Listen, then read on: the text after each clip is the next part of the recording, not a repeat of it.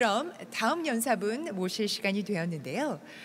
네. 현대자동차그룹 제로원팀 책임 매니저이신 권영진 연사님 모셔보도록 하겠습니다. 2004년부터 현대자동차 연구개발본부 상품전략본부를 거쳐서 현재는 제로원팀 이노베이션 담당으로 재직 중이신데요.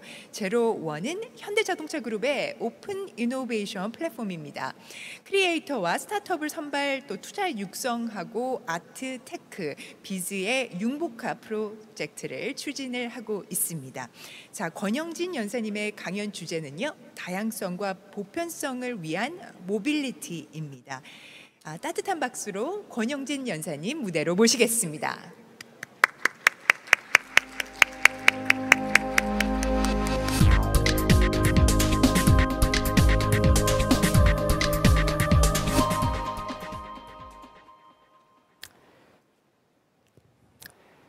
네, 안녕하세요. 저는 권영진입니다. 소개해 주신 대로 현대자동차 제로원에서 크리에이티브 프로젝트의 총괄을 맡고 있는 사람이고요. 오늘 제가 강연을 통해서 소개해 드릴 주제는 바로 미래 모빌리티에 대한 방향성입니다. 저는 그 방향성을 다양성과 그리고 보편성을 추구하는 것에 있다고 믿고 있습니다. 오늘 제게 그런 확신을 안게 해준 그 프로젝트에 대한 소개들을 간략하게 드리도록 하겠습니다. 네, 프로젝트에 대한 이해를 돕기 위해서 제가 몸담고 있는 제로원에 대한 간략한 소개를 좀 드리도록 하겠습니다. 제로원은 현대자동차의 새로운 오픈 이노베이션 플랫폼입니다.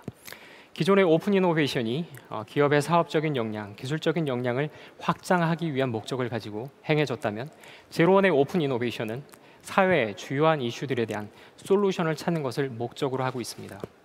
이를 위해서 다양한 창의적인 아이디어를 갖고 있는 분들, 그리고 또한 실천 역량을 갖고 있는 많은 분들과 협업을 하고 있고요.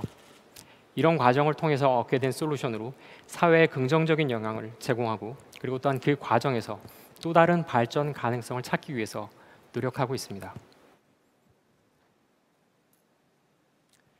네, 이를 위해서 해마다 아트, 테크, 비즈니스 분야의 다양한 역량을 갖고 있는 크리에이터 분들을 선발하고 있고요. 이렇게 선발된 크리에이터를 통해서 사회의 문제를 새롭게 정의하고 해결하기 위한 다양한 종류의 프로젝트를 진행하고 있습니다. 올해로 설립 4년 차를 맞이하고 있는 제로원에는 약 90명의 크리에이터와 그리고 또한 100개의 프로젝트를 진행한 경험을 갖고 있습니다. 네, 올해도 마찬가지로 30명의 크리에이터를 선발했고, 그리고 또한 37개의 프로젝트를 진행 중에 있습니다. 이런 프로젝트의 결과는 오는 11월 5일부터 펼쳐질 제로원 데이를 통해서 여러분께 공개해 드릴 수 있을 것 같습니다. 네, 본격적으로 제가 말씀드릴 프로젝트에 대한 소개를 드리도록 하겠습니다. 사람들의 이동을 돕는 편리한 이동 수단들이 정말로 쉴 새 없이 등장하고 있습니다. 하지만 휠체어를 사용하는 사람들의 현실은 100년 전과 다를 바가 없습니다.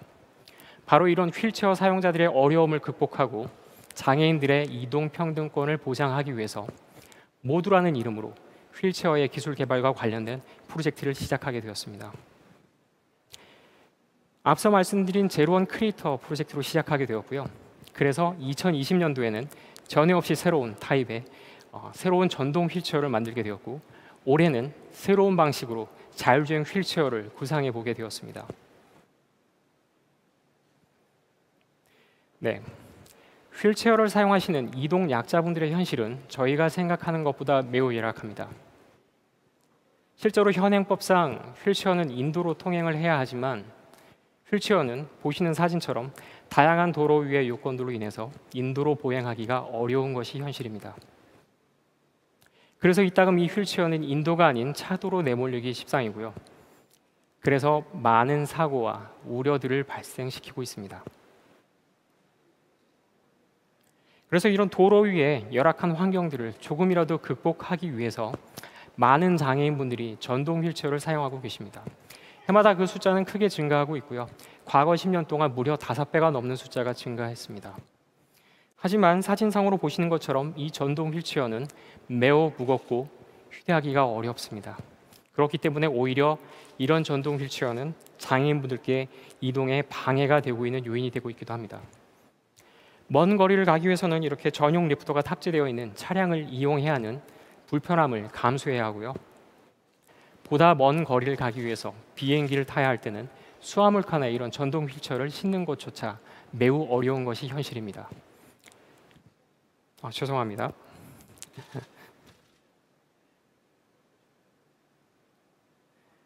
그리고 1,000만 원이 넘는 고가의 이런 전동 휠체어를 구매하기가 어려워서 기존의 수동 휠체어를 자신이 사용하던 수동 휠체어를 불법으로 개조하는 사례들도 빈번하게 속출하고 있습니다. 그래서 저희는 이런 전동 휠체어의 현재 문제점들을 개선하는 게 휠체어를 사용하시는 분들의 현실적인 문제점을 개선하기 위한 방법이라고 생각을 해서 모두 프로젝트의 첫 번째 목표로 바로 새로운 전동 휠체어를 만들기로 결정하게 되었습니다. 네, 그래서 저희가 기존 전동 휠체어의 문제점인 휴대성, 가격에 대한 문제점들을 개선하기 위해서 고려했던 것들은 바로 이 인휠 모터 시스템입니다. 그리고 실제로 이 구상하는 것을 넘어서서 이 시스템을 실제로 적용하기도 했고요. 이 시스템에 대해서 설명을 드리자면 이 인휠 모터 시스템에는 이 휠체어를 전동하기 위해서 필요한 모터, 배터리, 그리고 컨트롤러가 모두 바퀴에 내장되어 있습니다. 바로 이런 특성 때문에 간단하게 바퀴를 교체하는 것만으로도 수동 휠체어를 전동 휠체어로 만들 수 있다는 커다란 특징을 가지게 됩니다. 하지만 여기서 저희가 주목해야 될 사실은 바로 이 인휠 모터 시스템은 결코 새로운 기술이 아니라는 겁니다. 무려 등장한 지 120년이 지난 기술이고요. 그리고 전기 자동차를 위해서 만들어진 기술입니다. 또 한 가지 사실은 우리가 찾게 된 이 시스템은 바로 비장애인들이 레저 활동을 하기 위해서 사용하는 전기 자전거의 휠로부터 가져왔다는 사실입니다. 바로 이 두 가지 사례만 보더라도 문제를 해결하기 위한 기술의 가능성은 시간과 그 경기를 초월한다는 것을 알 수 있습니다. 네, 프로젝트에 착수한 지 단 5개월 만에 저희는 전에 없는 매우 실용적인 전동 휠체어를 개발하게 되었습니다. 그리고 정말 운 좋게도 이 휠체어는 올해 말에 실제로 양산될 예정입니다.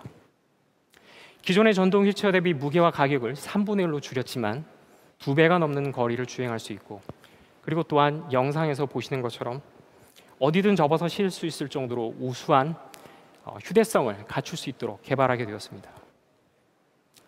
바로 이런 프로젝트의 결과는 장애인들을 돕겠다는 아이디어로부터 시작해서 이 아이디어를 실체화하고, 그리고 실제 문제점을 개선하는 데 솔루션으로 도출하는 데까지 이어졌다는 점에서 매우 고무적인 성과라고 볼 수 있을 것 같습니다. 또한 이런 성공 경험은 올해 저희가 자율주행 휠체어를 개발하게 된 가장 큰 원동력이 되기도 했습니다. 네, 본격적으로 자율주행 휠체어에 대한 얘기를 들려드릴까 합니다. 그에 앞서서 간단하게 자율주행 기술에 대한 얘기도 들려드릴까 합니다. 네, 구글이라는 회사에 의해서 자율주행 차가 대중에 소개된 지도 어느덧 10년이라는 시간이 지났습니다. 이제는 자율주행 차를 만드는 것이 문제가 아니라 이 만들어진 차를 실제로 상용 서비스를 런칭하는 것을 준비하는 단계에 이르게 됐고요. 그리고 자동차로 대변되던 이 자율주행 기술은 어느덧 이런 다양한 배송 로봇, 심지어는 사람들을 실어나르는 휠체어까지 적용되게 이르렀습니다. 이런 사실들을 보자면 이런 자율주행 기술은 정말 우리가 생각했던 것보다 빨리 우리의 일상에 젖어들고 있고, 먼 미래의 기술이 아니라 어느덧 우리의 일상을 움직이는 기술이 되고 있다는 점을 알 수 있을 것입니다. 자율주행 휠체어에 대한 개발 방향을 고려하면서 가장 먼저 생각했던 것들은 바로 이런 자율주행 기술이 대중화된 미래 도시의 모습이었습니다. 이런 미래 도시에서 비장애인들은 자율주행 기술이 들어가 있는 다양한 이동수단들을 매우 편리하게 이용할 수 있겠지만, 장애인들은 이런 이동수단을 이용하기 위해서 여전히 넘어서야 할 현실의 벽이 큰 것 같습니다. 저는 그래서 이런 생각을 해보게 됐습니다. 만약에 이런 자율주행 기술이 비장애인들을 중심으로 확대되고 보급된다면 이것은 장애인과 비장애인 사이에 그들의 이동에 있어서 또 다른 불평등을 심화할 수 있는 요소가 되겠구나. 그리고 또한 이런 자율주행 기술에 대한 접근성은 단순히 편의성을 위한 기술에 대한 목적이 아니라 우리의 앞으로의 이동에 있어서 평등함을 보장하기 위한 기초적인 권리로서 받아들여져야 되겠구나라는 생각을 하게 됐습니다. 그래서 내리게 된 결론은 모든 이동수단과 더불어 휠체어에도 자율주행 기술이 반드시 적용돼야 한다는 결론에 이르게 되었습니다. 이러한 노력들을 통해서 미래의 장애인들을 위한 이동성을 개선할 수 있을 것이라 생각하고, 또한 휠체어에 대한 사람들의 인식을 제고할 수 있을 것이며, 그리고 또한 앞으로 휠체어와 그와 관련된 인프라를 개선할 수 있는 아주 구체적인 중요한 계기를 마련할 수 있을 것이라고 생각했습니다. 네, 자율주행 휠체어를 본격적으로 대중화하고 그리고 확대하기 위해서 저희가 가장 먼저 고려했던 것들은 바로 이 시스템에 대한 가격이었습니다. 그래서 저희는 새로운 타입의 자율주행 휠체어를 고민하게 되었습니다. 바로 기존의 수동 휠체어에 자율주행에 필요한 센서들을 키트처럼 조립하고, 저희가 2020년도에 개발한 전동 휠을 조립하게 되면 자율주행 휠체어가 되는 새로운 방식의 모듈 시스템을 구상하게 되었습니다. 기존의 자율주행 휠체어가 독자적인 플랫폼을 사용해서 매우 고가의, 그리고 또한 호환성이 낮을 수밖에 없던 단점들을 가졌다면, 저희가 구성한 이 모듈 시스템에서는 기존에 사용하던 수동 휠체어를 그대로 사용해서 가격을 낮출 수 있고, 또한 이렇게 개발된 모듈 시스템은 대부분의 수동 휠체어에 적용할 수 있게끔 해서 매우 높은 호환성을 가질 수 있게끔 설계했습니다. 이게 바로 저희가 구상하고 실제로 제작한 자율주행 휠체어의 모습입니다. 수동 휠체어에 저희가 2020년도에 개발한 전동 휠을 장착하면 전동 휠체어가 되고, 팔걸이와 뒷좌석에 자율주행을 위한 다양한 센서가 조립되어 있는 모듈을 장착하면 자율주행 휠체어로 사용할 수 있습니다.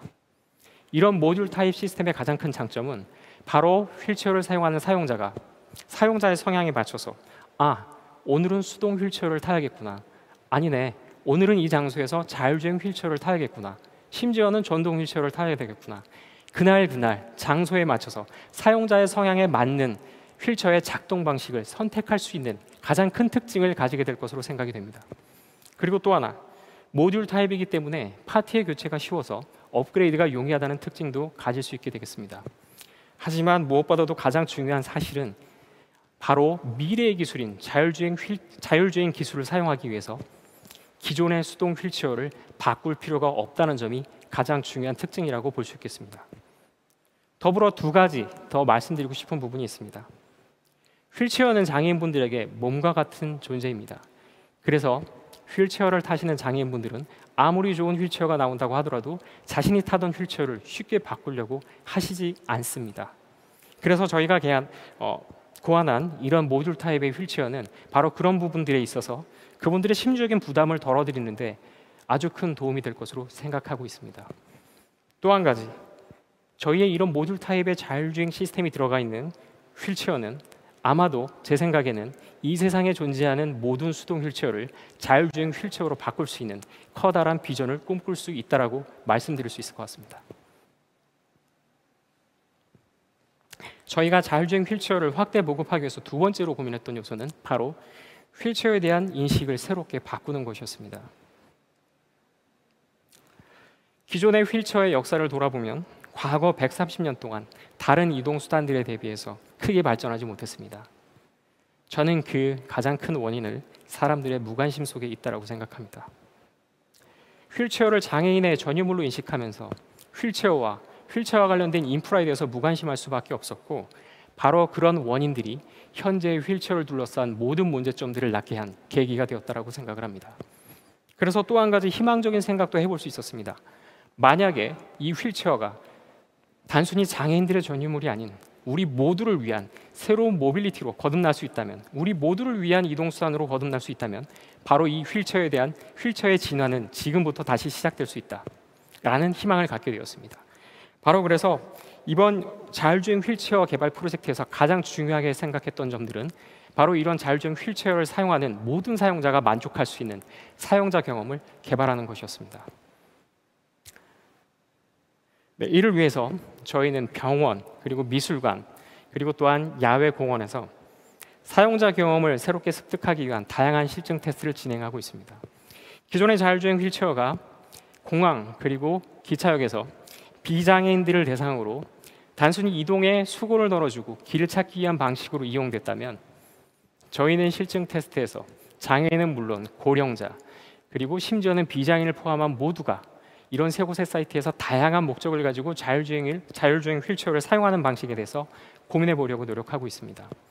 예를 들면 병원에서는 병원을 방문한 장애인을 포함한 다양한 방문객과 입원한 환자들이 병원 내에서 일상적으로 겪을 수 있는 불편함들을 해소시킬 수 있는 방법이 무엇일지, 그리고 또한 이런 미술관에서는 자율주행 휠체어를 사용해서 새롭게 컨텐츠를 감상하는 방식은 무엇일지, 그리고 또한 야외 사이트에서는 오히려 이런 휠체어를 타고 다양한 레저 액티비티를 즐길 수 있을 가능성은 없을지 다양한 사용자 경험에 대해서 고민을 하고 있습니다. 이런 세 곳의 실증 사이트에서의 경험은 아마도 자율주행 휠체어가 모두의 모빌리티로 거듭나는데 상당히 큰 도움을 줄 것으로 예상됩니다. 네, 지금까지 약 2년간 진행해온 모두 프로젝트에 대해서 소개를 드렸습니다. 모두 프로젝트를 돌아보면 장애인들의 이동과 관련된 현실의 문제점을 개선하고 자율주행이라고 하는 아직은 우리가 경험해보지 못한 미래의 새로운 기술들에 대해서 먼저 선제적으로 연구하고 검토하고 이 기술이 과연 우리의 삶에 가져다줄 효용성은 무엇인지를 생각해보는 그런 준비의 과정이었다고 생각합니다. 그리고 또한 이 과정을 통해서 새롭게 알게 된 사실이 한 가지 있습니다. 그것은 바로 우리 모두는 잠재적인 장애인이라는 사실입니다. 그래서 우리가 지금 장애인들을 위해서 개발하는 기술들은 머지않아 수년 뒤에 나와 우리 가족들이 사용해야 할 기술들과 다르지 않고 우리가 지금부터 준비하는 이 휠체어에 지나는 미래 우리가 사용해야 할 새로운 이동수단에 대한 원형을 준비하는 계기가 될 것이라고 생각합니다.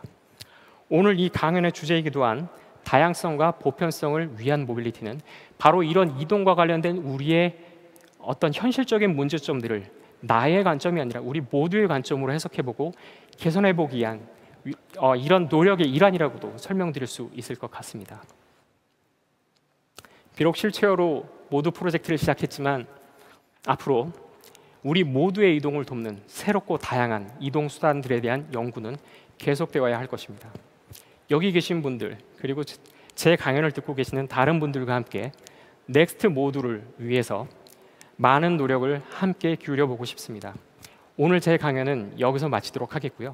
끝으로 저희가 개발한 자율주행 휠체어를 통해서 누릴 수 있는 근미래의 일상을 담은 영상을 잠깐 시청하도록 하시겠습니다.